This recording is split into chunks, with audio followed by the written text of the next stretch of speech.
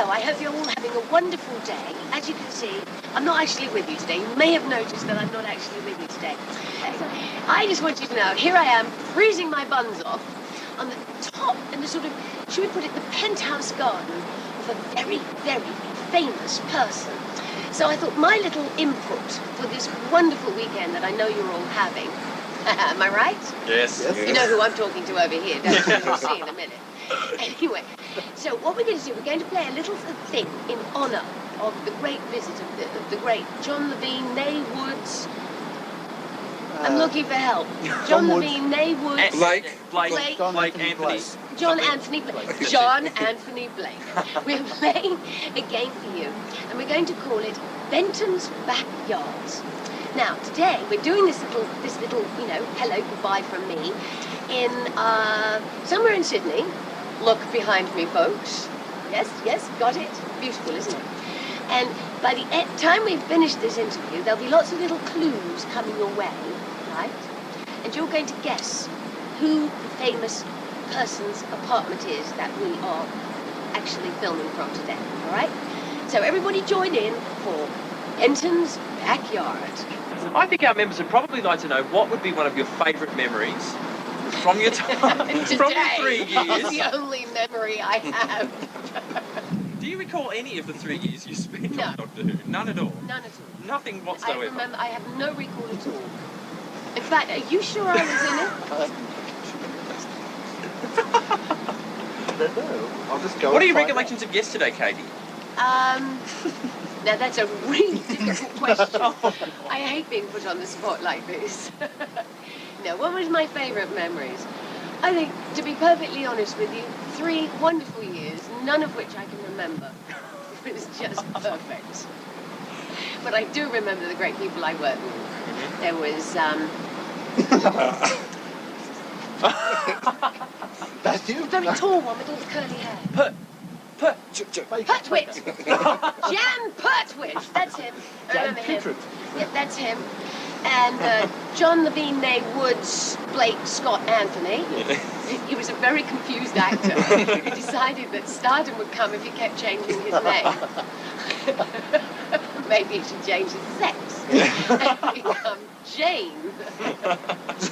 And then, of course, the most wonderful brigadier that anybody could have ever encountered in their lives. Nicholas Courtenay. Chutney. Chutney, That's right. That's it. Wonderful man. Got it in Lovely one. actor. Bovril. Yes. Billy Bovril. There's a common sort of fan belief, not any of us having actually been there, that BBC What, you've never been sets... fans? No, not being to the BBC. I have. Well, this one has. Dallas has been to the BBC. BBC On the sets Doctor Who set? allegedly were fairly crap. Sets. The sets allegedly were fairly crap. Do you recall any of the sets, and is this really true? Once these go, as far as I'm concerned, basically nothing could be crap, to quote, unquote my friend over here. I wouldn't normally use words like that. I'm sorry.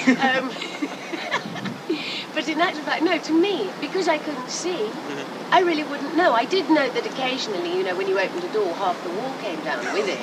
But you learned to work with that. You know, it became part of the charm of working on a Doctor Who set. And also, it was a very, very low budget. And in fact, instead of having sort of braces to hold the set, so to speak, we had little men just holding them nice and tight, so they were very quickly changed.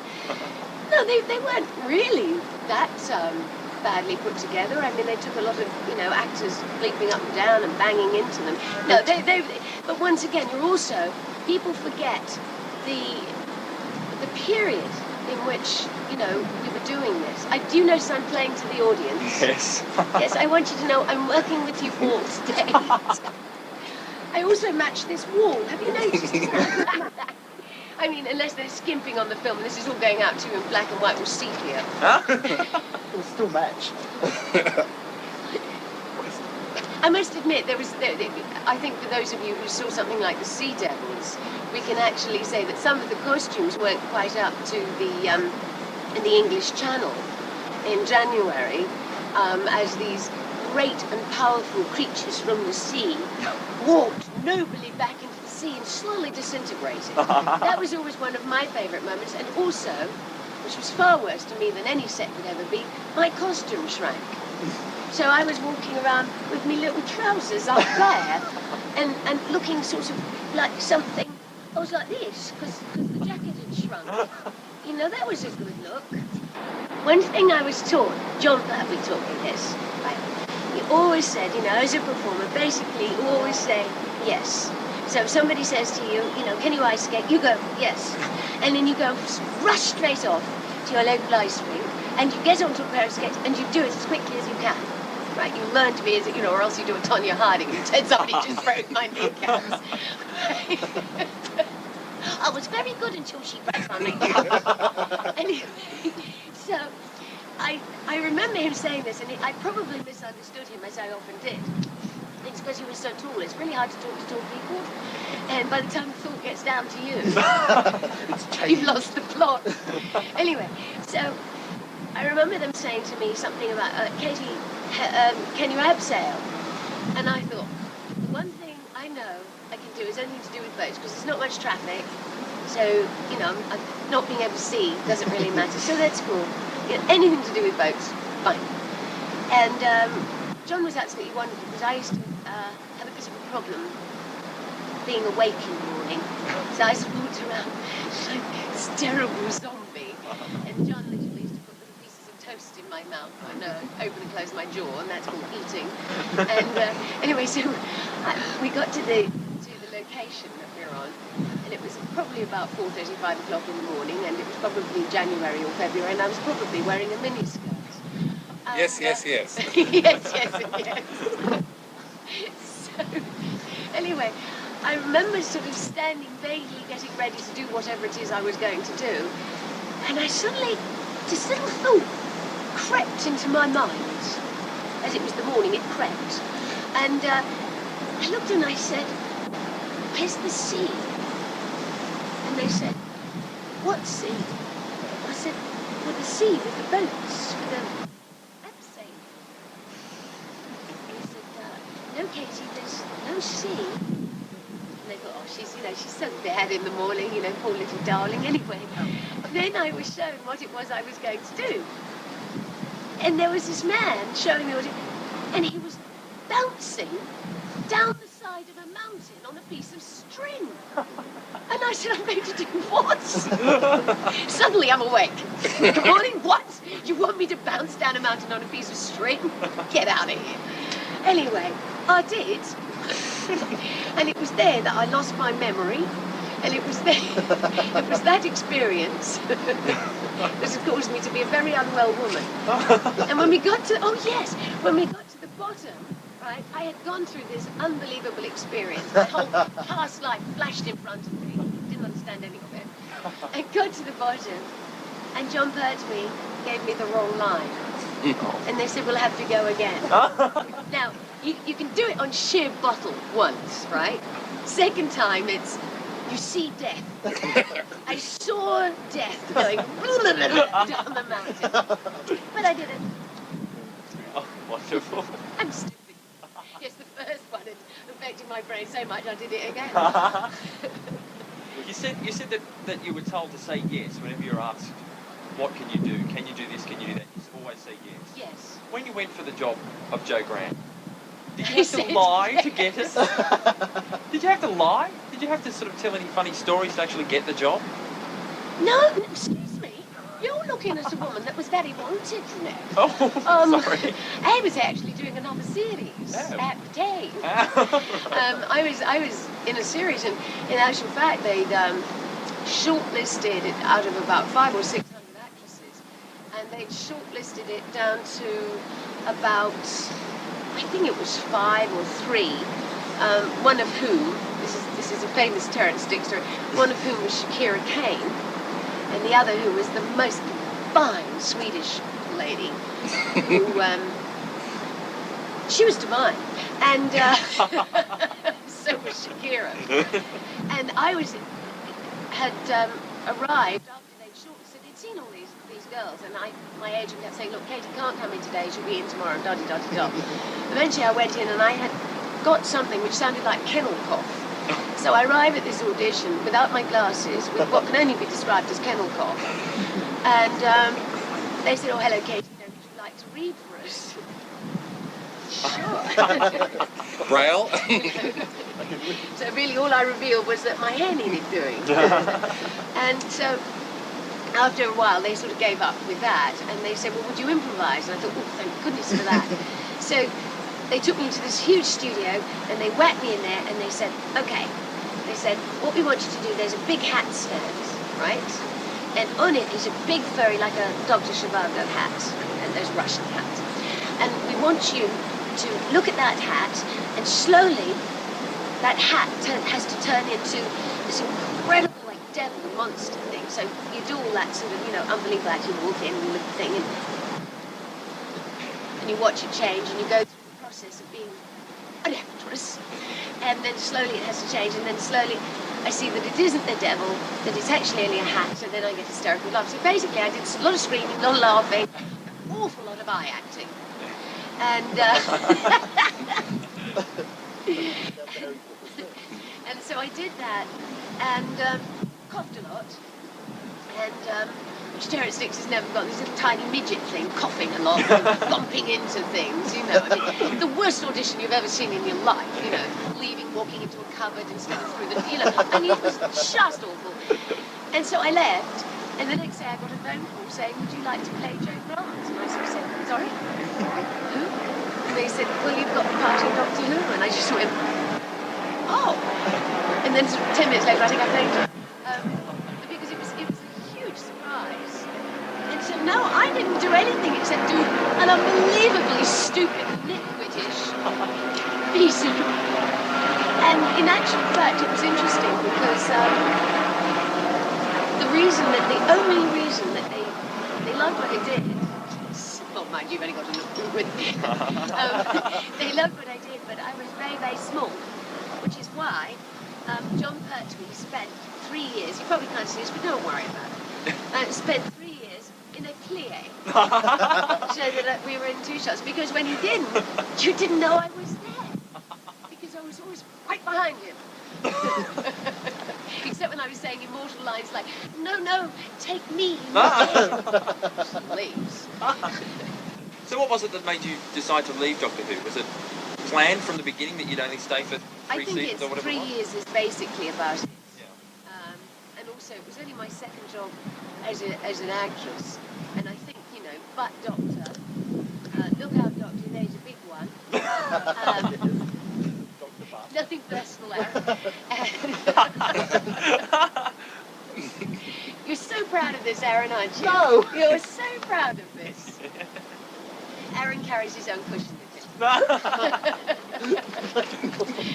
Just, Aaron, come on, Aaron, come and show them. Come and show them. Look at this. Isn't this a good look? Can you imagine this man in a tutu? I think this man in a tutu would be one of my dreams come true. No. I just want you to know that. I'll get it.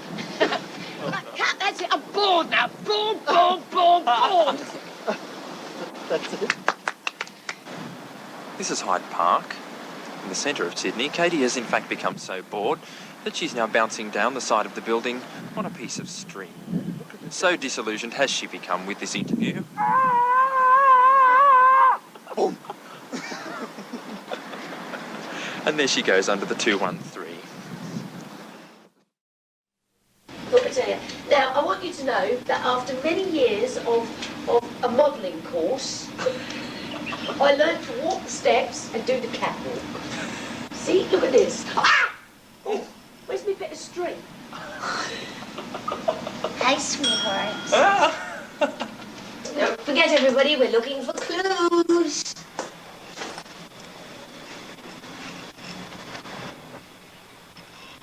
Hello, welcome back to Benton's backyard.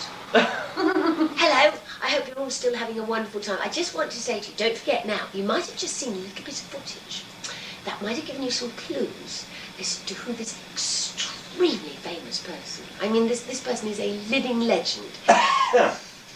Living, well, how can you tell? Anyway, so if those of you who are right on the ball, so to speak, get off. No, those of you... I was going to say something so rude. Oh, say it. We'll come to that later. Shocked myself. No, I shocked myself. Okay, so if you've got any little clues from that, you know, you can start putting your hands up now. And whoever gets it right, whoever guesses who this person is, can have a signed photograph of John Levine, née Woods, née Anthony Blake. What is your name, John? What really is your name? Forrest Gump. Another clue. If you're not here, where are you and what are you Where are you and what are you doing exactly? I'm actually, well, I'm about to go to LA. You know, about 20 minutes after you leave, I'm going to get a pair of shoes for my birthday. And then... Who are you getting the shoes from? Now, the person who's buying me the shoes may reveal themselves later. Uh-huh. Right? Mm-hmm. Okay. Good. Clue. Okay, so I need shoes. I desperately need shoes. Shoes that don't make me fall down flights of stairs. I'm actually off to LA. Would you believe Hollywood has gone, come here, we want you. Poor short-sighted, demented souls. I went over there for 3 weeks to stay with my girlfriend. And we had the best time. We laughed so much. We have been friends since we were about 10 or 11. And we laughed so much that we were really in such terrible pain. Like, the next day after the first laughing session, this was the afternoon I arrived, we actually had to get a physiotherapist in because we were in so much pain. And she said we'd done the equivalent to 400 sit-ups. Now, I can only just about muster 10 under normal circumstances. We were in so much pain. And the next day we had to go to a very we went to an opening of a film, a Whoopi Goldberg film, where I met Robin Williams and Whoopi Goldberg. And we had to go to this thing, and every time somebody made us laugh, we both went, ha. Because every part, ribs, back, and pain. I mean, I can't tell you. So after 3 weeks, we were both in so much pain, I had to leave. But whilst I was over there in pain, I was asked to do a television series, comedy series. So comedy is something which I've never been real sure about. But I thought I'd give it a go. If they're foolish enough to ask me and foolish enough to pay for me to go, I'm going to do it. And so my girlfriend and I are going to share a house together. And she also lives in New York. She has an apartment in New York, and she also has a beautiful house in Lake Tahoe. So I should probably spend Lake Tahoe in Christmas, and I'll be back in about 3 months. Maybe before, if I'm a terrible I'll see you tomorrow. And so I'm going to zap over there, do that. Then I've got to belt back here because I'm in the middle of doing all these cartoon films, like where I'm playing everything. I'm playing robots. I'm playing things from other planets. I'm playing little boys. I'm playing 11-year-old pop singer. I mean, little creatures called Pod. Pod talks like that. He goes, and he's a little round thing with no feet and no legs and little ears. And then I play another little one, and he has like this really long nose, and it's kind of got these little colored stripes at the end. And that's why he talks like that, because somebody's tied his nose up. And his name is Tappy. So anyway, this is what I do with my days. And they've asked me to do a lovely, it's going to be very, very terrific because they're using some very, very famous people. I won't name drop right now, I'll say that. To do it's going to be called A Bush Christmas, so which will be being organised now for next year. So I'm going to come back and do that. And then I'm going to probably go back to America again because I've actually got another offer on the boil following this. I think it's rather sweet, actually. I was offered a Hollywood contract when I was 17, and I was so busy, I said no thanks. Truly, because you know how it is, my parents were flown over to America and da-dee-da-dee-da-dee-da. Cut a long story short, I ended up by going home and having a car crash and going to drama school. And so something like that you never believe is, you know, it doesn't knock twice. Well, this one has limped up. This vaguely tapped on my door. So I thought, well, I'm at an age now where I can't say no because by the time they offer me again, I'll be dead. See? So I thought I'd go now. Right, okay, another question. Children. You're childless now. Where are your Is children? that, are you asking me to have your babies? No. Oh, that'll be a Heaven sign. forbid. No, I'm sorry, I have time, I'm going to be a star. My children, yes. Well, you see, Mother has to go to work again. And my daughter has decided to go and prepare herself for Hollywood. And Georgie is currently living in London, studying dance and drama. She's 16, well, they're both 16 and a half.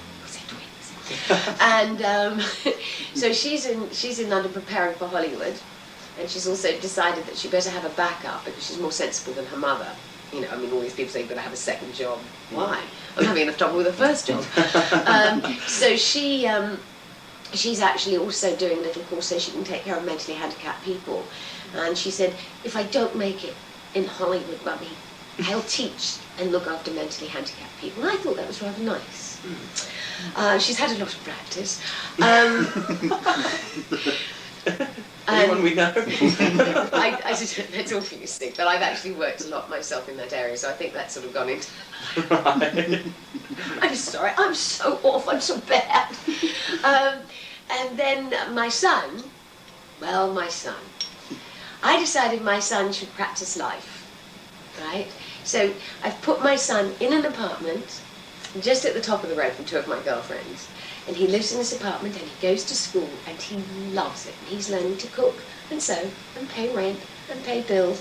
And he's actually practicing life and aiming towards going to university. And I think his desires in life, I don't know, be a pathologist or an actor, and combine the two and you have an agent. I don't know what he's going to do, but it's wonderful. So I also took all my worldly possessions except for my photographs, my books, my shoes, my jewellery and my makeup, and everything my son didn't want is on the tip. I've done it. I can get my life into a suitcase again. Isn't that fun?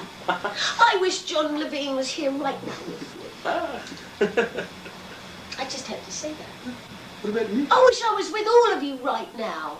I really would have liked this convention. I just want you to know that. And if it had been anything else but Hollywood, I'd have been there.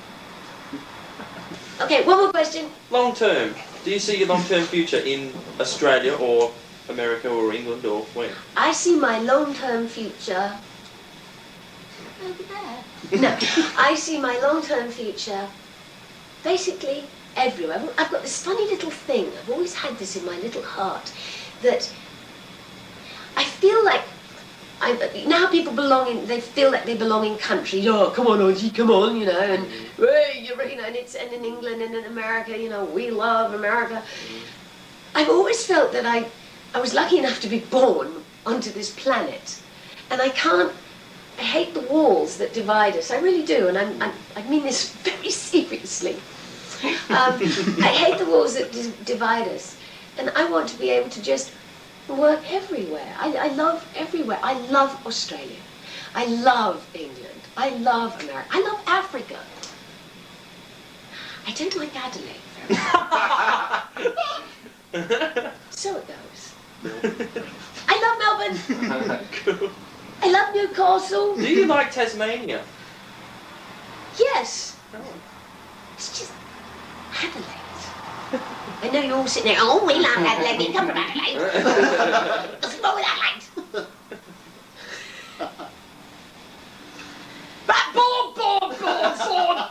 You said that was the last one. Ladies and gentlemen, we are going to reveal who lives in this divine dwelling. Okay, now, we're just having a little zoom around the room because, ladies and gentlemen, this disembodied voice, yes, it's me, it's Katy, I'm back again. We are now going to reveal the secret identity to Benton's Backyard's guest this week. Now, how many of you, oh, I just smacked myself in the mouth.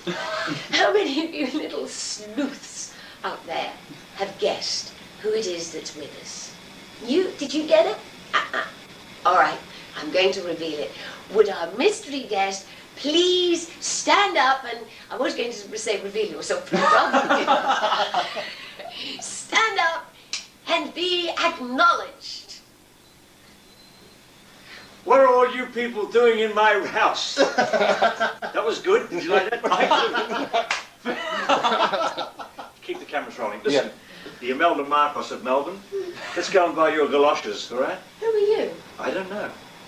I come here often, I know. That's all I know. I thought we were going to go into the apartment of a very famous person. Yes, well, they're out the back. They're on the toilet at the moment. Did we come into the wrong apartment? I'm terribly sorry. Oh. We were looking for somebody terribly famous who has a big hit with the gigantic monsters and doesn't knock posters on the I'll floor. just steal his posters. I go up saying, name. Now we know who it is. Neighbour, just a friend. I'm going to spend my Tahoe in Christmas too.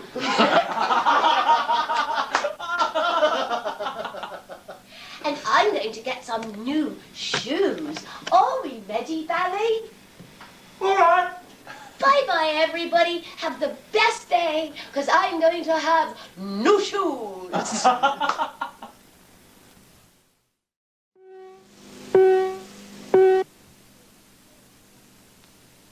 Now, I've got to say this. This is for my... I don't know whether to say it with glasses and look really sincere.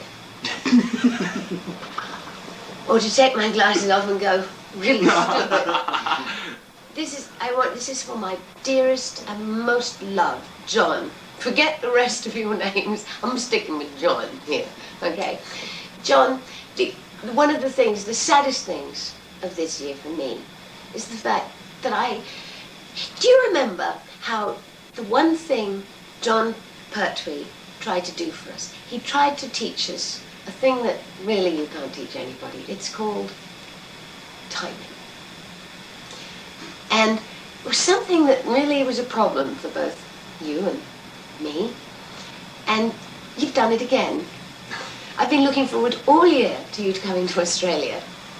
I'm now leaving for LA, and you're now leaving LA to come to Australia. How do you do it, Levine? How do you do it? I just want to tell you, you're my most favourite person in the entire universe, and I'm really sad that I can't be there. And I know that all the people that come to this convention are going to have the best time. John is funny, chaps. Look out. Look out. I just wish I could be there. I want to be there. I know I want to be. Come to a mud, I can't take it. Oh, I've pulled myself together now.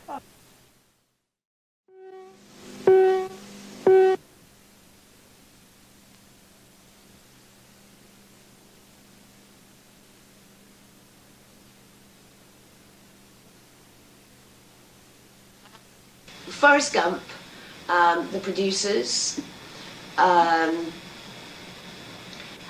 was going to say Abigail's Wedding. It's not Abigail. Muriel's Wedding, I think is delicious. These are all movies like, I'm a bit current. Yeah. But if you want me to go back, one of my favourite movies was Fallen Idol. I love all movies, basically. I nearly had to go for therapy after Forrest Gump. I started crying right at the very beginning. Right, a feather lands on the ground. I'm gone. I'm crying. Right? And I cried. And I was sobbing with my girlfriend. And those of you who know who she is knows what a good look this would be in the cinema. We've both got popcorn all down our t-shirts. We do not have a handkerchief between us, right? We're not just, you know how people just do that. And do that when they're watching movies. By the end of Forrest Gump. We're talking major sobbing here, right? And we got popcorn. Oh, yeah, popcorn. Little doggies. We've got butter popcorn, like all over us. Grease from doing that. I had to blow my nose in my sleep. Truly. But she blew hers in the bottom of her teeth. We're a mess. So we had to go out and have an awful lot of home fries and food and things because it's one of the most emotional films I think I've ever seen. And then there was another film I saw called Orphans, in which there's a particular person I've worked with, right, Clue, who took me to see this movie. No, it was in the hotel wherever we were. And for about 3 days, I just burst into tears. It affected me so badly I was shaking. I cried in A Fish Called Wanda. I cried in Nuns on a Run. You know, right at the end where they're sort of getting together in the hot... It's awful.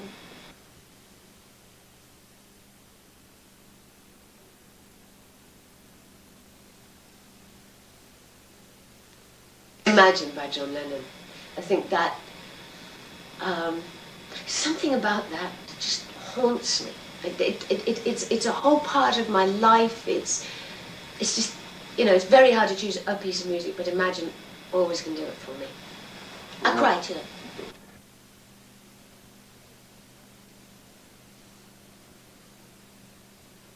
Yes, The Fountainhead and The Princess Bride, a hot fairy tale.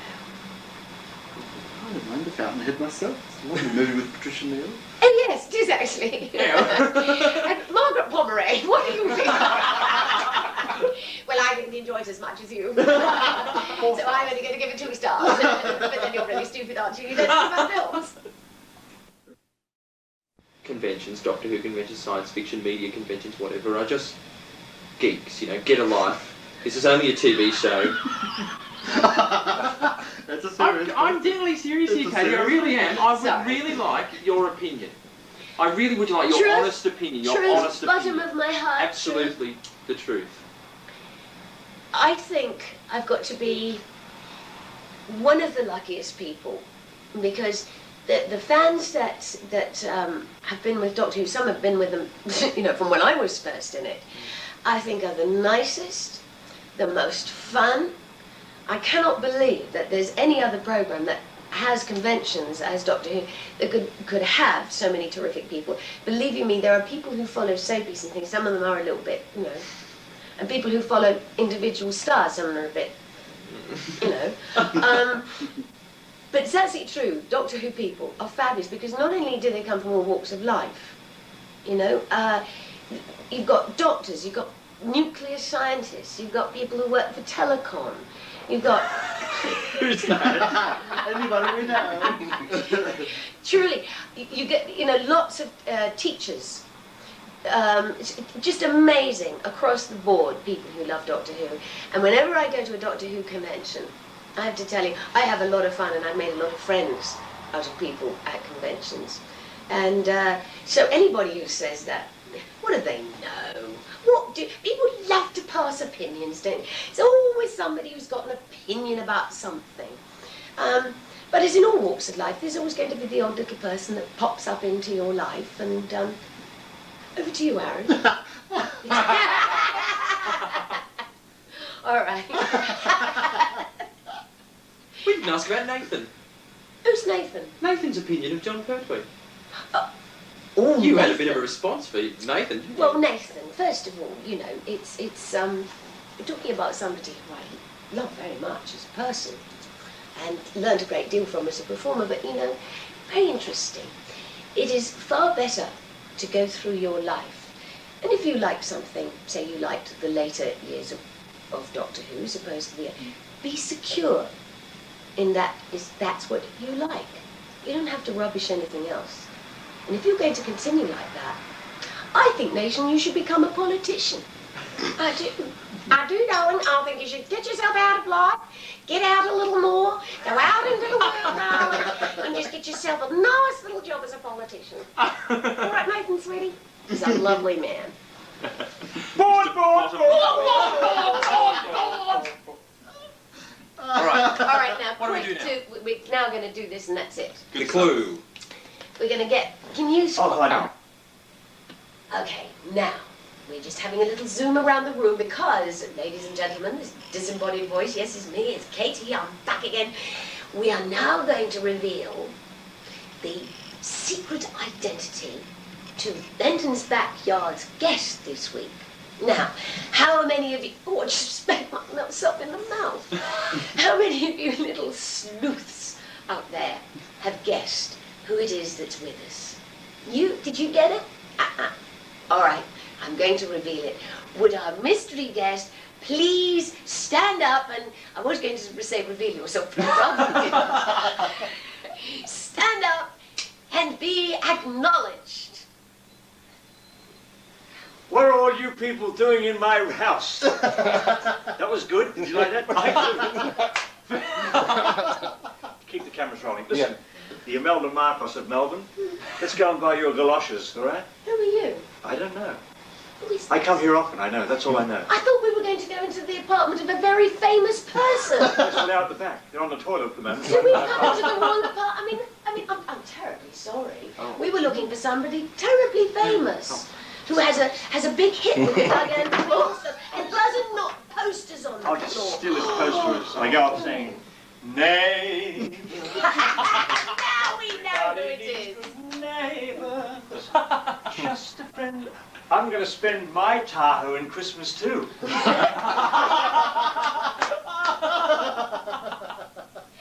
I'm going to get some new shoes. Are we ready, Valley? All right. Bye-bye, everybody. Have the best day, because I'm going to have new shoes.